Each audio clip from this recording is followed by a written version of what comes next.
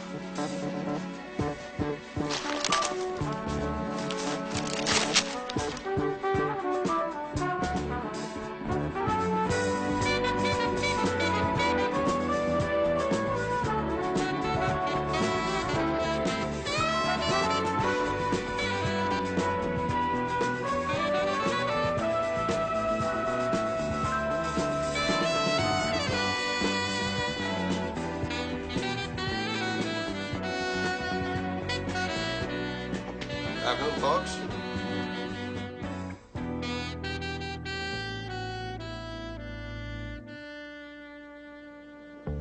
Hi. Hi. Afternoon, Mr. Harlow. How's it going, Tim? Fine. Excuse me. Just a minute. Mr. Duncan, hello. Tim, my name is Lou Grant. I have an appointment with Charlie Hume. No. No, you're not here. If you could call his office,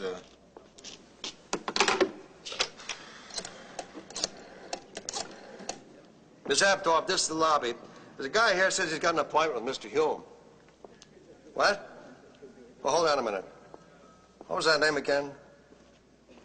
Grant. Grant. Oh, okay. Okay. Here. Put this outside your pocket. Don't take it off. It's only good for the 4th floor. Outside the elevator, first door on the right. And don't go anyplace else.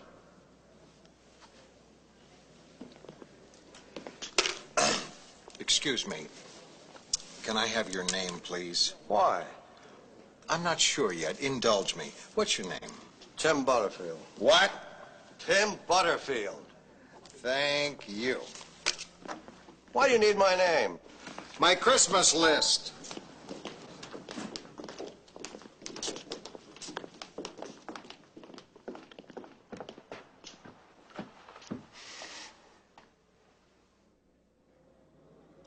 Next week, I hope to be a 5.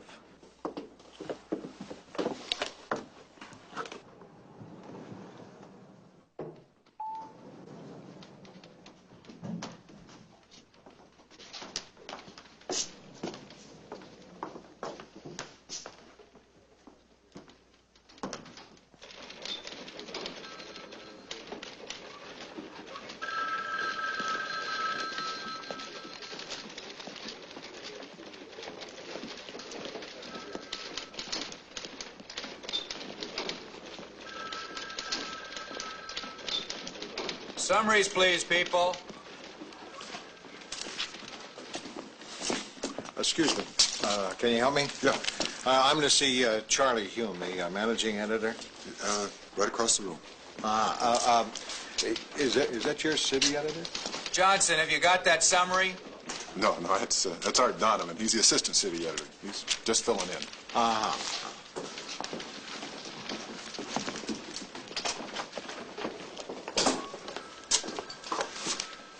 Hi. I'm Lou Grant. Oh, yes.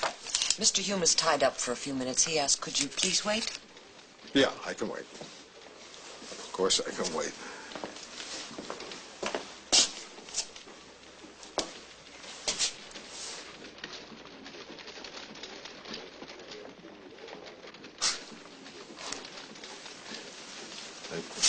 Nice.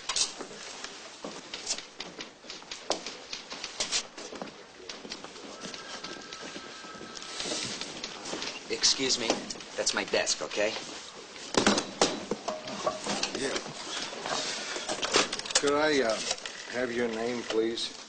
Bella Abzug. Hello, this is Rossi. Yeah, get me Driscoll at the Cophouse. Come and sit over here. It ain't much, but it's home. Thank you.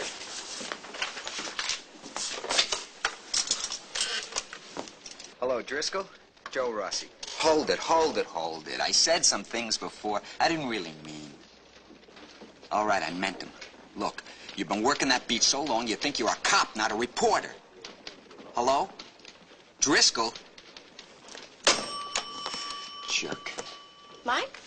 Hi, it's Carla. Yeah, I missed you too. Listen, what are you doing tonight? Terrific. I'll pick you up at 9. Wear your jumpsuit.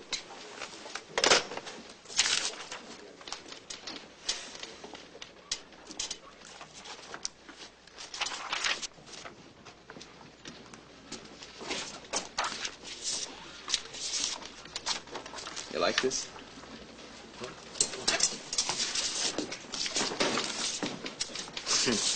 It is not bad.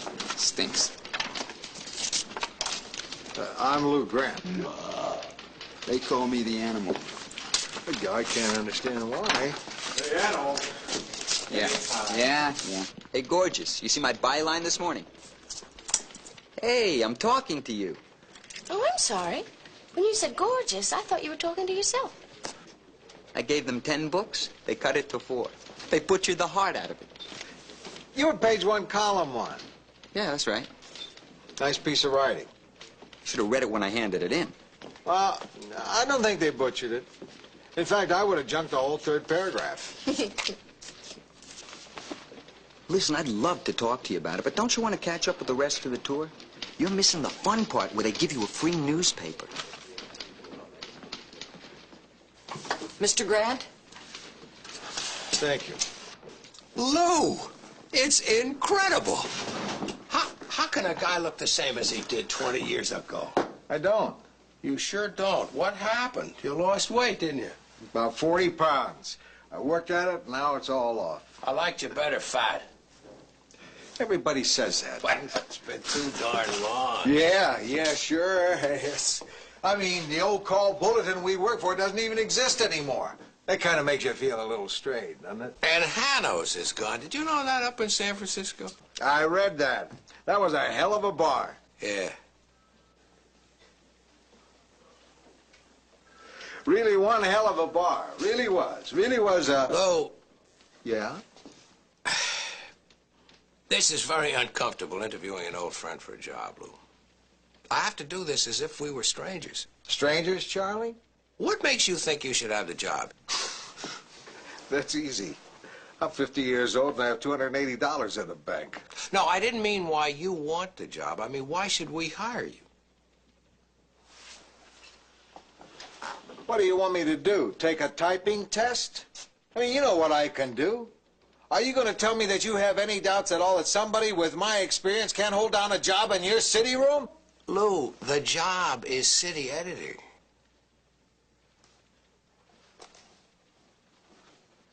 Yeah. Oh.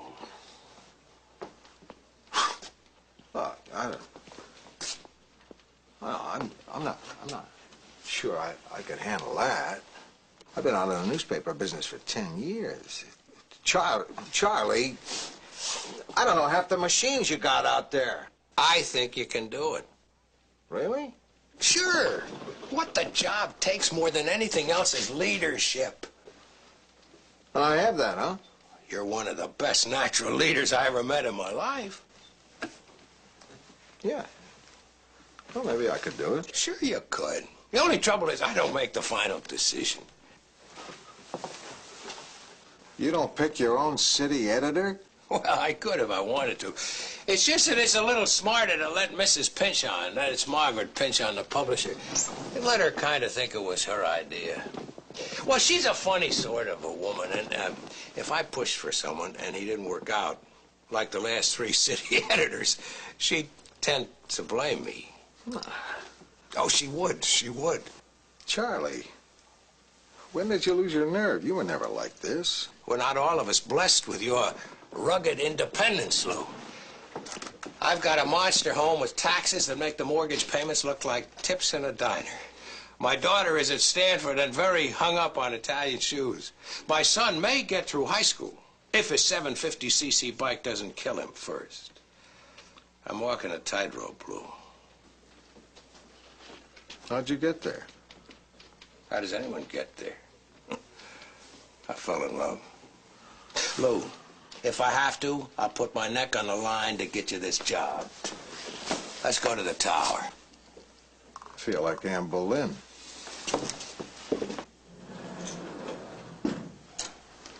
What'd you tell her about me? Nothing. And don't mention you were working in television. She hates it. But what do I tell her I've been doing the past 10 years? Tell her you were in jail. You can go right in, Mr. Hume. Thanks. Sure. Is that her? No, her dog, who she keeps with her constantly. Constantly.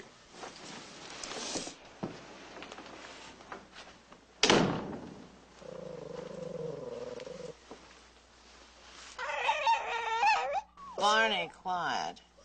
Now, a 10-letter word meaning high ground. Why don't you get a dictionary? Are you trying to impress me with rudeness? May I present Lou Grant? This is Mrs. Pinchon. I think he may just possibly be the man for the city desk. Are you recommending him, Mr. Hume? Naturally, your instincts in these matters are infallible. Nonsense. Only my husband was infallible. He was wrong 60% of the time. You look like you're about to throw a punch. It's a suit. We've had 3 men at the city desk in the last 8 months. I told him. One of them died in the men's room. 1 quit, and I fired the 3rd. Why'd you fire him? I didn't like him. I didn't like the one who died in the men's room either. Oh, Barney. Hush, baby. No. No, calm now. Yes, a little dog. You like dogs? Yeah, I like dogs. Big dogs. Thank you for coming, Mr. Grant. Mrs. Pinchon, I've spent several weeks reviewing candidates for this job, and I'm inclined... It seems to me, I feel very strongly that Lou would be the best possible man for the job, and I'd like to go with him. I think. Then hire him. Okay? Thanks. Congratulations. Promontory. I beg your pardon. 10-letter word meaning high ground. The word is escarpment. That doesn't strictly mean high ground. Perhaps not, Mr. Grant, but I happen to like it. Won't fit the other words. You don't know me very well. I'll make it fit.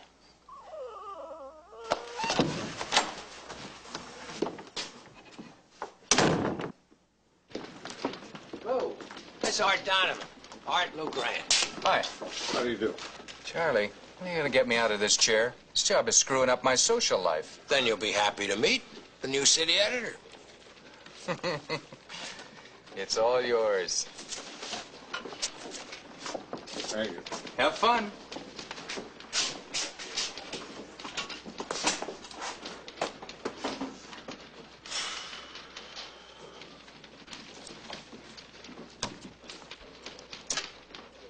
Could the following people please come to my desk? Joe Rossi, the animal. And will one of the copy boys please go downstairs and tell Tim Butterfield that the city editor would like to see him?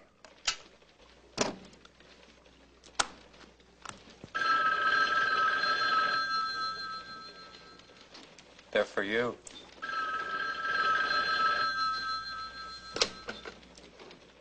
City desk.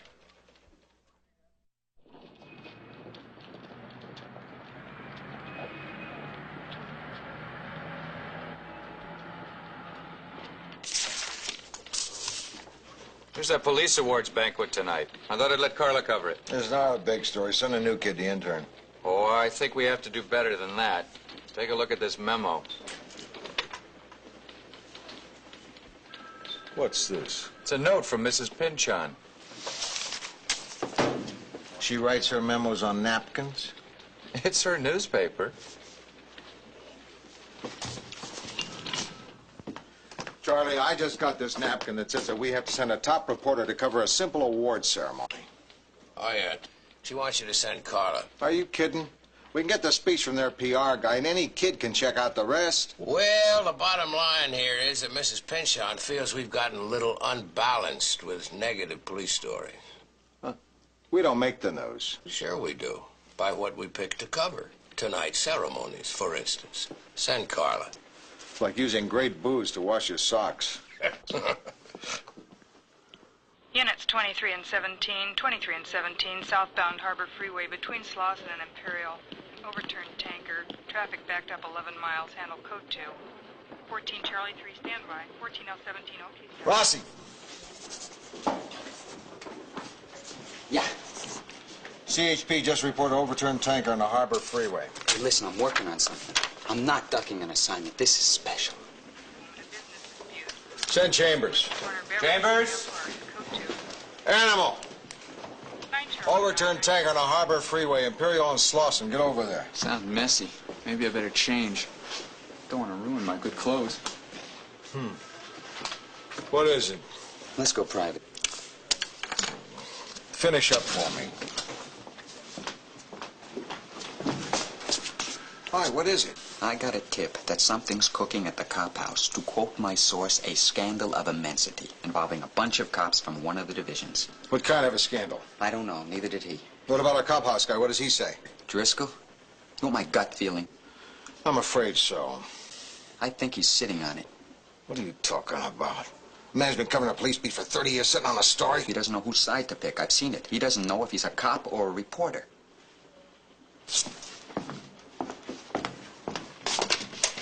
Give me Driscoll. You don't like Driscoll, do you? He's a dinosaur. It's all over. Whatever happened to him was over a long time ago. I'm a dinosaur. It would be nice if you argued the point. It would be smart if you argued the point. I didn't mean you.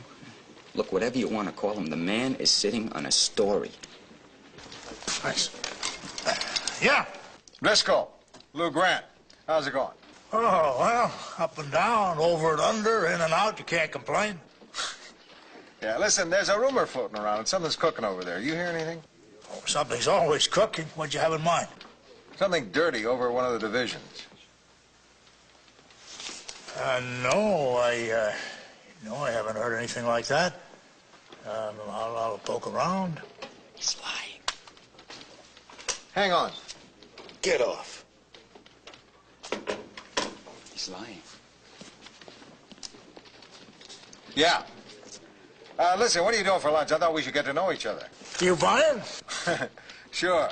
Where's a good place? McKenna's. That's 5th near Figueroa. 1 o'clock? Gotcha.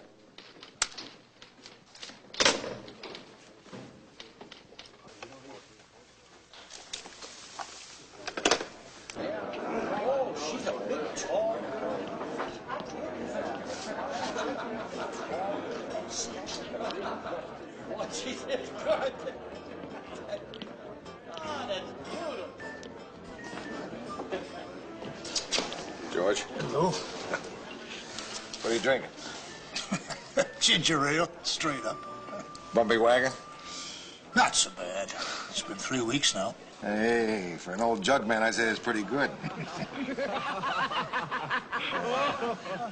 This could be the old days almost. Almost. It's good to be part of it again. I feel like I'm in touch with things. Getting back on a newspaper is like, well, it's like being with a woman who doesn't shave her legs. That's beautiful. Yeah, reality. Maybe you don't like it, but it's real. You and I speak the same language. I didn't mean to get together with you. Hash it all over, huh? Yeah, it's like we went to the same school, probably know the same people. Did you work in Denver? No. Detroit? No. Seattle? No. Maybe we don't know the same people. What'll it be, sir? Oh, I'll have an iced tea and a hamburger. Wait a minute. You don't have to do that for me. Okay. Forget the iced tea. Make it a scotch on the rocks. Scotch rocks. What's on your mind, Lou? You didn't come over here to talk about old times that we never had together.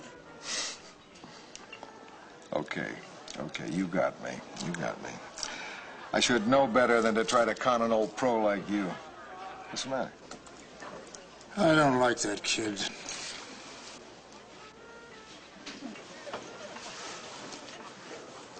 No. I'm not nuts about him either. But he's good. Real good. Maybe. But he's got no idea of humanity. He doesn't care. Look, George.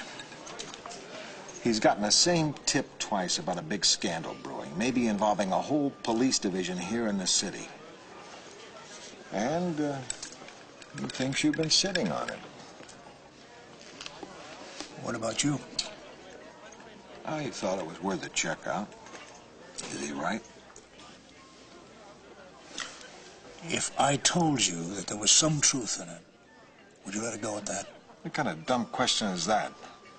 Maybe I'm wrong. Maybe we don't speak the same language. Lou, believe me, it's nothing. They're handling it themselves. Internal Affairs is on top of the whole mess. I know. Because they told you?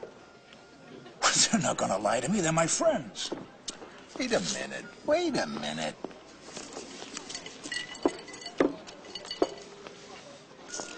You're a reporter. You were hired as a reporter, and that's the way I carry you in the city room. Reporter and writer, so report. Come on, Lou.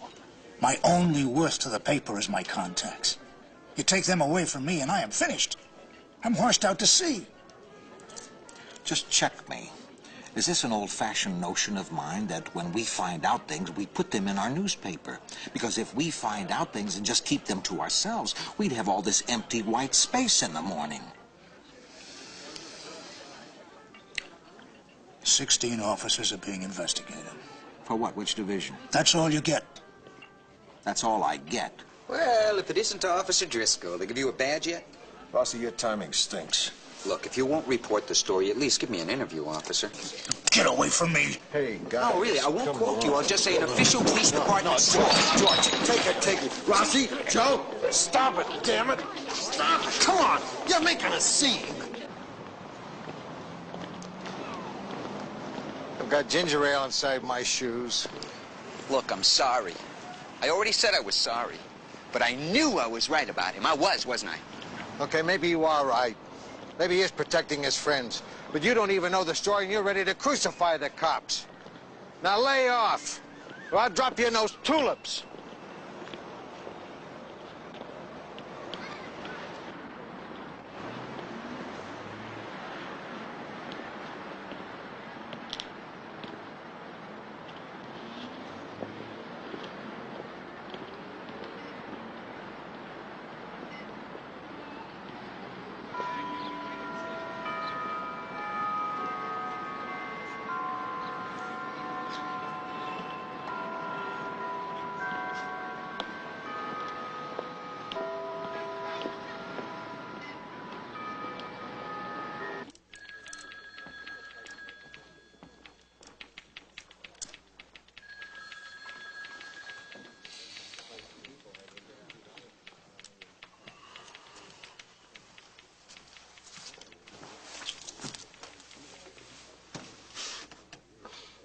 How'd you like to take a week off? What is this, a soft way of shipping me out? Oh, no. I mean it. Take a week off. Relax. Go fishing. I don't fish. I say you had to catch anything. Look, I want you to take that week. I want you out of the way. I'm turning the kid loose, George. We're going for the story. Whatever it is you're hiding, I mean to get it out in the light.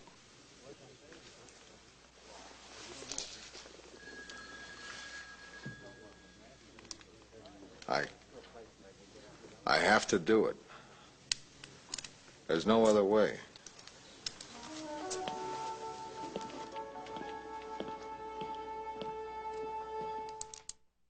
There has been recently, and I thank God for it, an increasing awareness of the loneliness and the insecurities that are part and parcel of the active police officer's life. The average patrolman facing the enemy in night alleys and deserted streets of this city is no stranger to fear or to any emotion that you yourself might have in the same situation. That he conquers these fears. I don't know how late I'll be, dear. He wrote this one all by himself. Bye.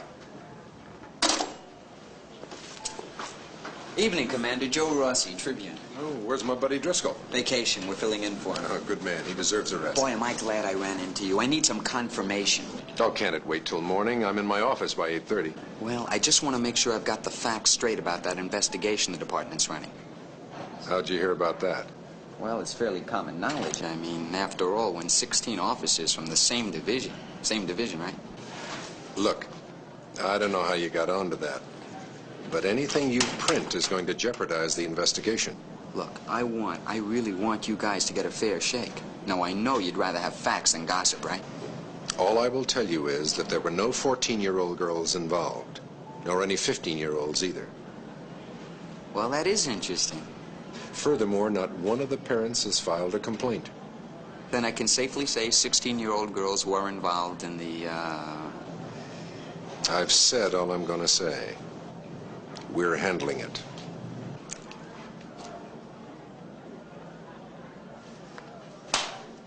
Well, if it weren't sex, they wouldn't be so jumpy about it getting out. I hate this kind of story. Ugh. Well, there's something here whether any of us likes it or not. Well, what do we do? We go ahead with it. We find out what division's involved.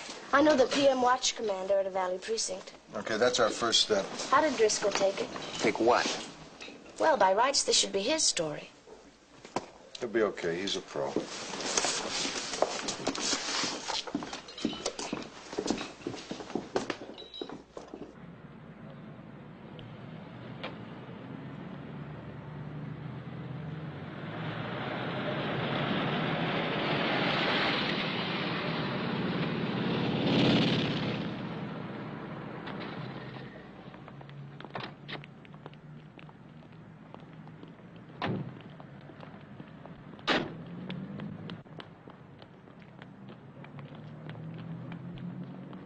Hello, sweetheart. You made my day. What are you up to? Oh, you know, a little off-duty visiting. Oh, off duty, huh? What can I get you, darling? What do you want? We have information that one of the divisions is being investigated. None of my boys. But you heard about it. Maybe. So you know that underage girls are involved, school kids. So they say. How? How were they involved? Oh, come on, Matt. You know I'm not out for anyone's blood. Look, I'm gonna be late for lineup. Nat? Which division? Nat? Merry Christmas. What's that supposed to mean? Christmas? 25th. Afternoon. Is this Officer Torres of the 25th Division? My name's Joe Rossi. I'm with the L.A. Tribune, and we're doing a story on the departmental investigation being conducted right now. Yes, I spoke with him last night, but what we're after is your side of the story. Well, can you give me the name of an officer who was involved?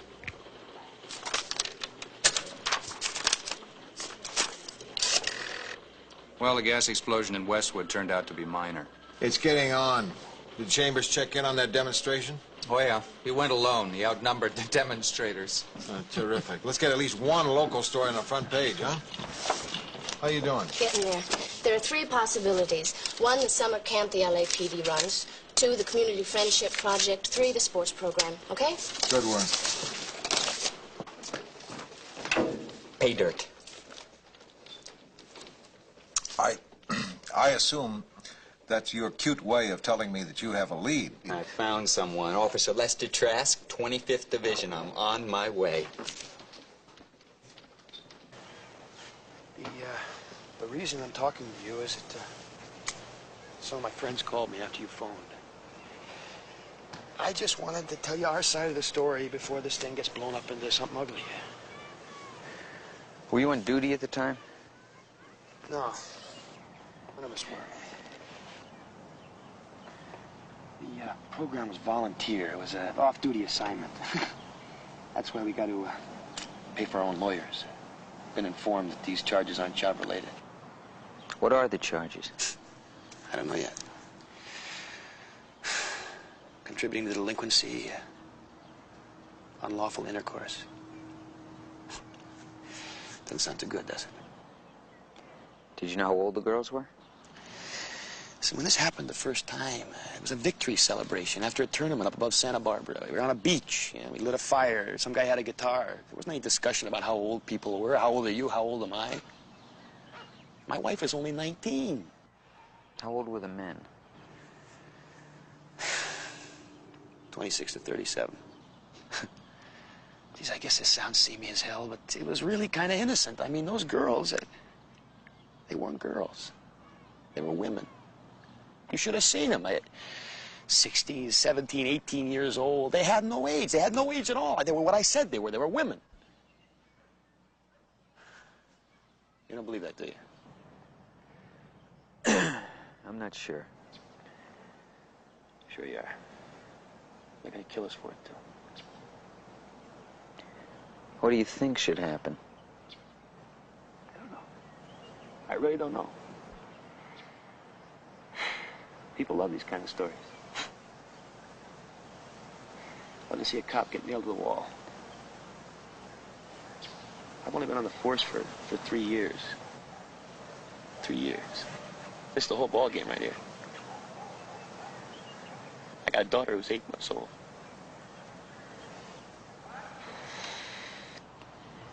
See how you feel when she's 16. A scandal of major proportions erupted today with the revelation of a sex club involving 9 police officers of the Hillside Division of the LAPD and young girls entrusted to their care. Some of the officers were middle-aged. You're really mad at these guys, aren't you? Yeah. Yeah, I can tell. I shouldn't be able to tell. Well, it's true. It's true? Sex club? Huh? I take it you saw their membership cards. Tell me about the team jackets. What sort of emblems did they use for this? Okay, I'll change that. How many of these cops were middle-aged? 1 for sure. That makes 8 for not sure. I didn't know you wanted a whitewash. You should have let Driscoll handle it. You're not afraid of me, are you? No. Ah, too bad. You did some good reporting on this, so I'm going to do you a favor. What? I'm not going to embarrass you by printing this. Redo it. The fact remains they were cops, old enough to know better, and the school children in their charge, school girls, were victims, willing or otherwise. Their job was to protect these kids, not seduce them. Gentlemen, may I present Christine Farrell? Hi. Hello. Tell them who you are. I'm all-star right wing in the Girls Police Soccer League. Miss Farrell's 16. I'm sure that look on your face is purely protective, huh, Rossi? City desk. I'm calling as a favor to an old friend. Your Cophouse guy, George Driscoll, just fell off the wagon. Better send somebody with a sponge and a basket. Where is he? B. Joe's on Alvarado. Okay, thank you. I'll come get him. What is it? A guy I know fell down. I think I gave him the push. Find an empty office and get her story. I'll be back in an hour.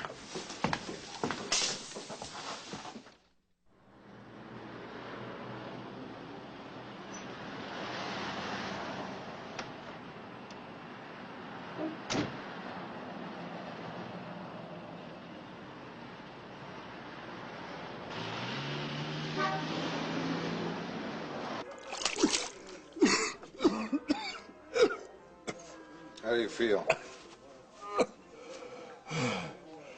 Like I've been kissing a camel? You sober? No. Good. Then it won't hurt as much when I tell you.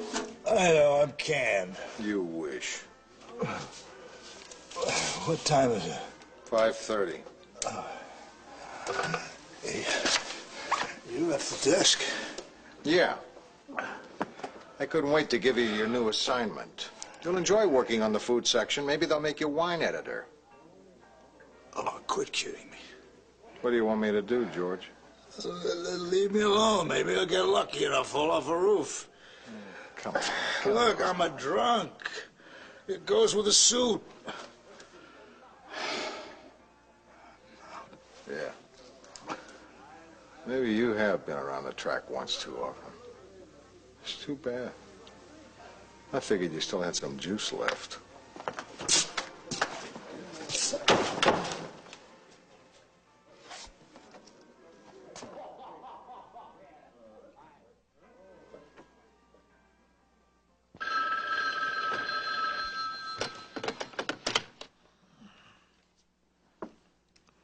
Yeah.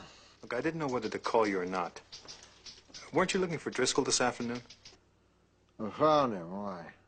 Well, he came in a little while ago. He's sitting at a desk. What's he doing? Nothing. He's just sitting. Thanks, Sam. Good night.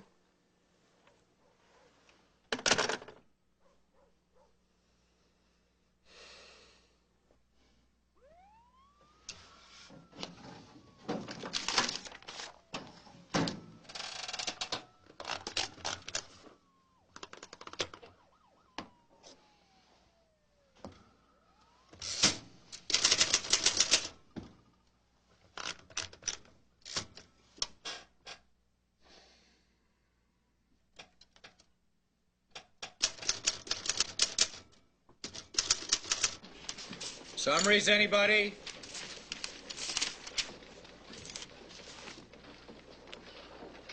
Hey, Lou, look at this. What is it? Just found it on my desk. Check the byline. Driscoll. Any more summaries? Let's go.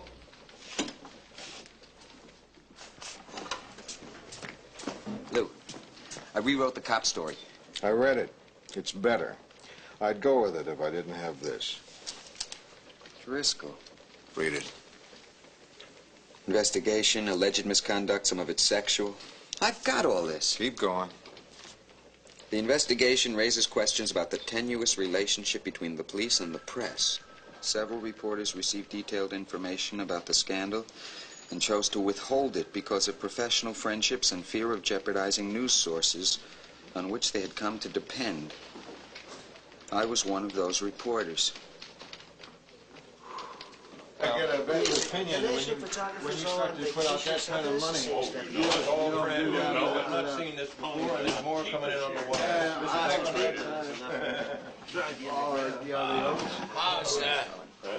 How's space, Ben? Tight, 7 columns below minimum. What have you got, Al? The president signed the farm bill. I see. Yeah, we ran that piece on the migrant workers the other day. I thought this would tie the whole thing together nicely. Maybe the farm bill to lead and then a sidebar on what it means to the migrant. I don't know. Why do we always have to lead with national if nothing major comes down?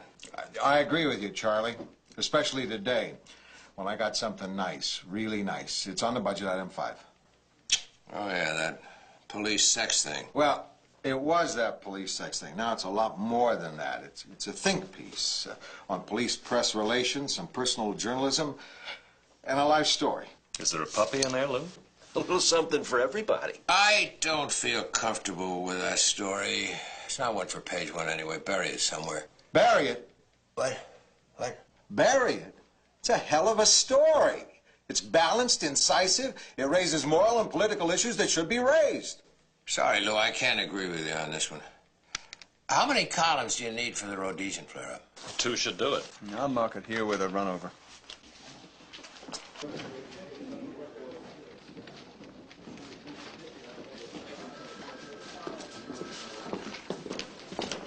Charlie, can we talk about this? Lou, it's not our kind of story, not the kind we want to play up. You promised me a free hand. You gotta understand the special situation. Wait a minute, I never promised you a free hand. Well, it almost worked. Lou, trust me, I know Mrs. Pynchon's feelings about this kind of story at this particular time. Well, can I go to her? Go to her? Of course you can go to her. You mean go to her?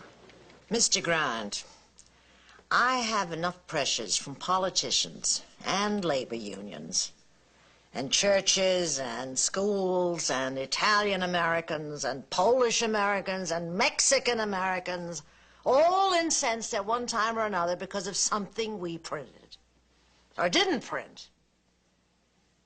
When we moved the bridge column, and the day that we kissed off little orphan Annie, do you realize how many threats I received against my life? Mrs. Pynchon, there's a... No, Mr. Grant, I don't need you to generate any heat.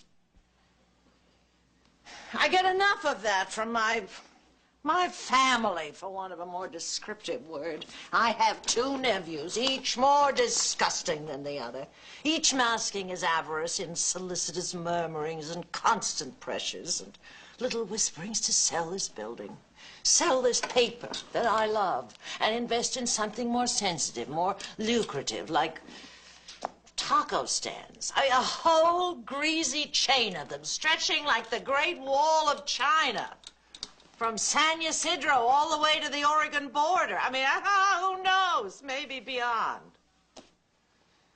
Taco stands, Mr. Grant.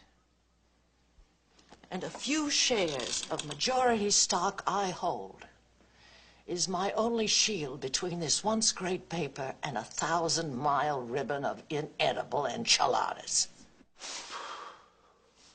I feel like a tin roof in a hailstorm. Really? Well, I hadn't even gotten to you yet. Yeah, well, I came up here to talk about a difference of opinion I'm having with Charlie Hume over a story. I am aware of that, and I understand that you left the city desk just before deadline yesterday and you didn't come back for 2 hours. What do you want to talk about?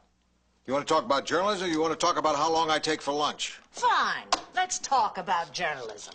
Now, I think people are tired of reading negative stories about their police. I'm tired of it. You mean we're not going to run this story just because you don't happen to like it? That's right, Mr. Grant. You know, we don't print everything that happens. It's a constant, selective process. I mean, you do it 100 times a day. That's my job, deciding what's important and what isn't. And this story is important. I don't hold a story back just because I don't like it. Look, the difference between you and me is that you run the city desk and I own this paper. And we often hold back stories I do not like. Now, can you accept that, Mr. Grant? You hired me to do a job. You said you wanted someone with a point of view, with a strong point of view. You didn't say you wanted it to be yours.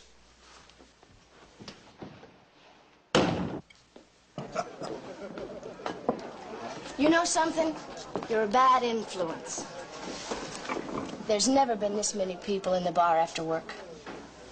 I'm gonna miss you. You didn't quit? I think she's gonna fire me. She's probably up there right now dictating my obit. I never said you wouldn't make a fine delivery boy. Look at the front page. Oh, my God. She ran my story.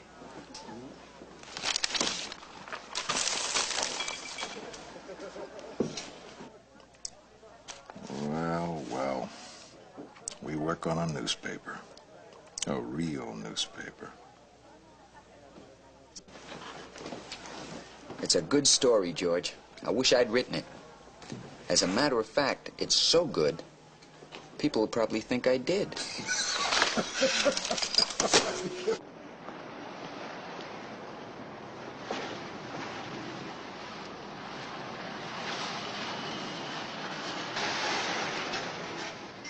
You need a lift? Oh. That's very nice of you. But I have to look at a house I may rent. The lady said it's very cute and it's very Spanish. It's in some place called Silver Lake. Oh, well, get in. I'll drive you. Well, it's in Silver Lake. Are you sure it isn't out of your way? Oh, as a matter of fact, it is. I'll see you tomorrow.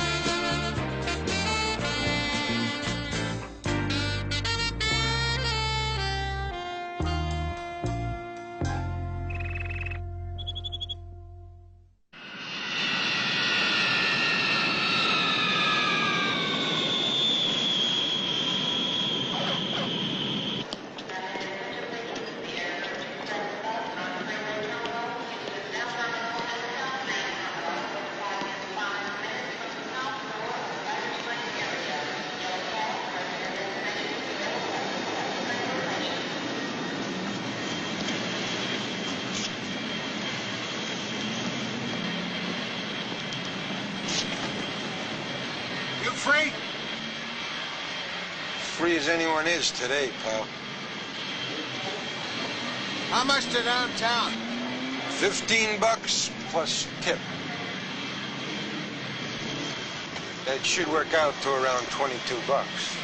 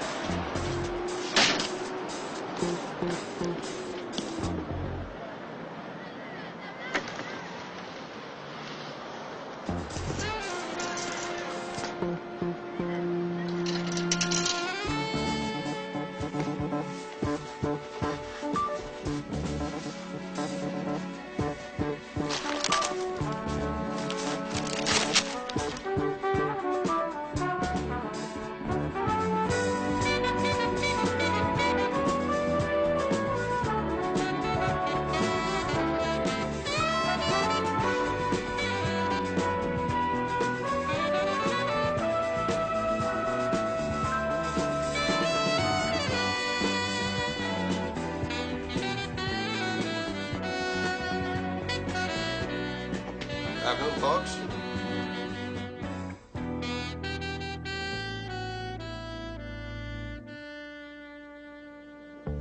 Hi. Hi. Afternoon, Mr. Harlow. How's it going, Tim? Fine. Excuse me. Just a minute. Mr. Duncan, hello. Tim, my name is Lou Grant. I have an appointment with Charlie Hume. No. No, you're not here. If you could call his office,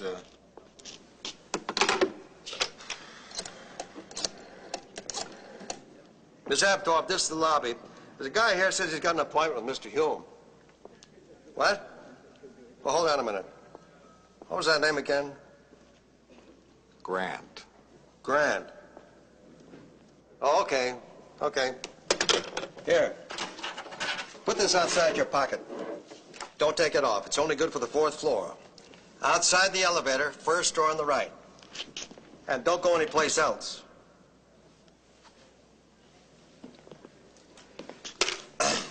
Excuse me. Can I have your name, please? Why? I'm not sure yet. Indulge me. What's your name? Tim Butterfield. What? Tim Butterfield. Thank you. Why do you need my name? My Christmas list.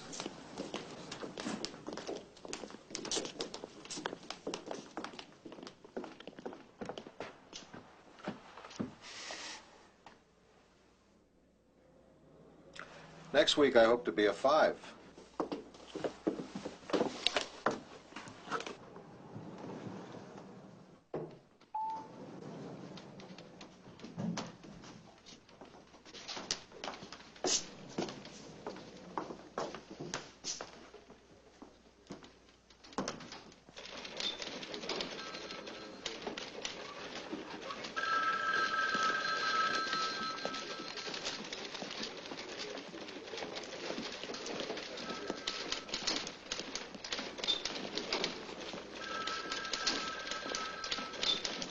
Summaries, please, people.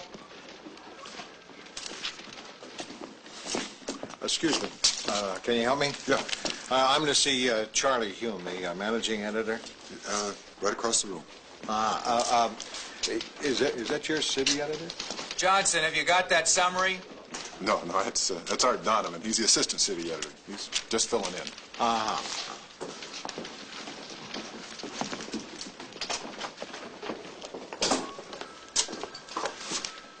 Hi. I'm Lou Grant. Oh, yes. Mr. Hume is tied up for a few minutes. He asked, could you please wait? Yeah, I can wait. Of course I can wait.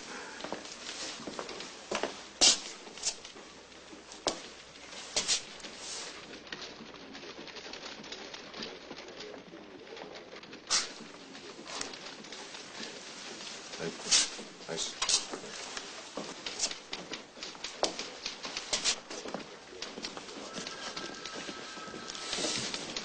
Excuse me.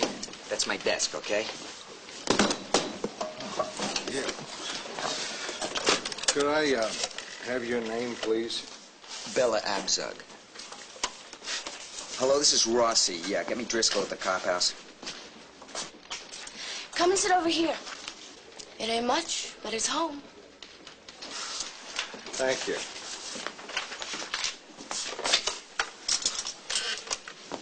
Hello, Driscoll. Joe Rossi. Hold it, hold it, hold it. I said some things before I didn't really mean. All right, I meant them. Look, You've been working that beat so long you think you're a cop, not a reporter. Hello? Driscoll? Jerk. Mike? Hi, it's Carla. Yeah, I missed you too. Listen, what are you doing tonight? Terrific. I'll pick you up at 9. Wear your jumpsuit.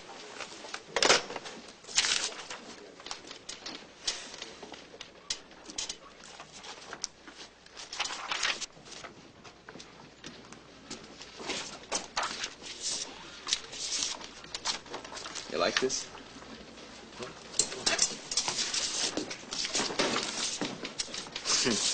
It is not bad. Stinks. I'm Lou Grant. They call me the animal. I can't understand why. The animal? Yeah. Hey, gorgeous. You see my byline this morning? Hey, I'm talking to you. Oh, I'm sorry. When you said gorgeous, I thought you were talking to yourself. I gave them 10 books. They cut it to 4. They butchered the heart out of it. You were page 1, column 1. Yeah, that's right. Nice piece of writing. Should have read it when I handed it in. Well, I don't think they butchered it. In fact, I would have junked the whole 3rd paragraph. Listen, I'd love to talk to you about it, but don't you want to catch up with the rest of the tour? You're missing the fun part where they give you a free newspaper. Mr. Grant? Thank you. Lou, it's incredible. How can a guy look the same as he did 20 years ago? I don't. You sure don't. What happened? You lost weight, didn't you? About 40 pounds. I worked at it, now it's all off. I liked you better fat. Everybody says that. But it's been too darn long. Yeah, sure. Yes. I mean, the old call bulletin we work for doesn't even exist anymore. That kind of makes you feel a little strayed, doesn't it? And Hanno's is gone. Did you know that up in San Francisco? I read that. That was a hell of a bar. Yeah. Really one hell of a bar. Really was. Really was a... Lou. Yeah? This is very uncomfortable, interviewing an old friend for a job, Lou. I have to do this as if we were strangers. Strangers, Charlie? What makes you think you should have the job? That's easy. I'm 50 years old and I have $280 in the bank. No, I didn't mean why you want the job. I mean, why should we hire you? What do you want me to do? Take a typing test? I mean, you know what I can do. Are you going to tell me that you have any doubts at all that somebody with my experience can't hold down a job in your city room? Lou, the job is city editor.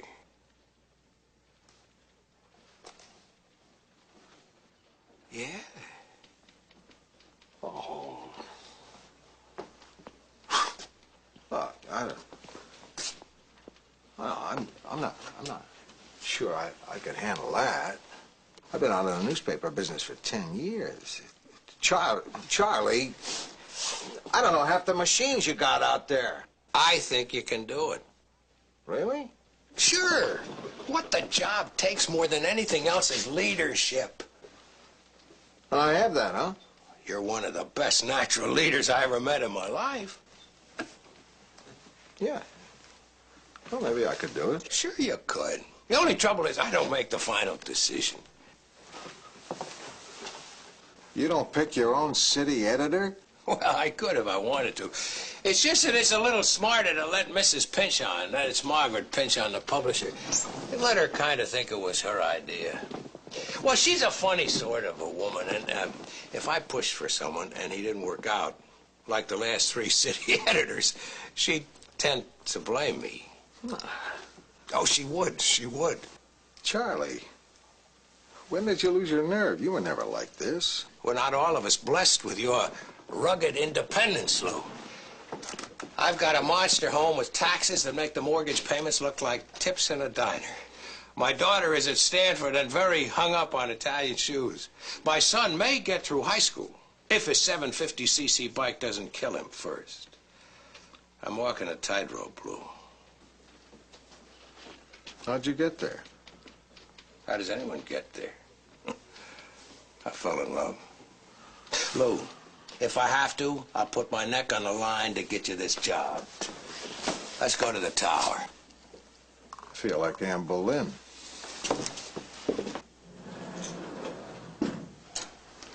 What'd you tell her about me? Nothing. And don't mention you were working in television. She hates it. But what do I tell her I've been doing the past 10 years? Tell her you were in jail. You can go right in, Mr. Hume. Thanks. Sure. Is that her? No, her dog, who she keeps with her constantly. Constantly?